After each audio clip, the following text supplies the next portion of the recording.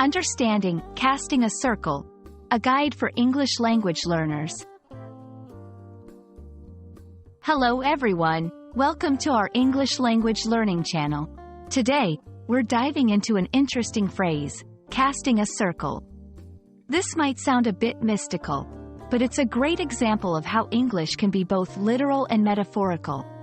Let's explore what it means and how you can use it in everyday conversation. Casting a circle has a literal meaning rooted in physical actions. Imagine drawing a circle on the ground, or arranging objects in a circular shape. This action is often associated with rituals or ceremonial practices, particularly in religions like Wicca or paganism. In these contexts, casting a circle is a way to create a sacred space. In everyday language, casting a circle can have a metaphorical meaning. It can refer to creating a safe or inclusive space in a group setting.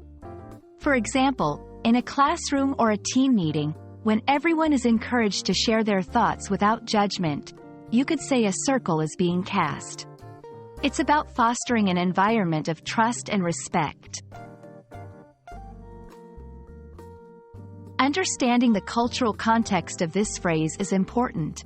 Casting a circle, in its literal sense, is tied to specific religious and spiritual practices, which should be approached with respect and sensitivity. When used metaphorically, it reflects the values of inclusivity and community, which are widely appreciated in many cultures. Let's see how this phrase can be used in sentences. 1. During the ceremony, they focused on casting a circle to create a peaceful environment. 2. In our team meetings, we believe in casting a circle of trust where everyone feels comfortable to speak up. Casting a circle is a phrase rich in meaning, whether used literally or metaphorically. It's a beautiful example of how English can convey both concrete actions and deeper, abstract concepts. We hope this video helps you understand and use this phrase confidently in your conversations.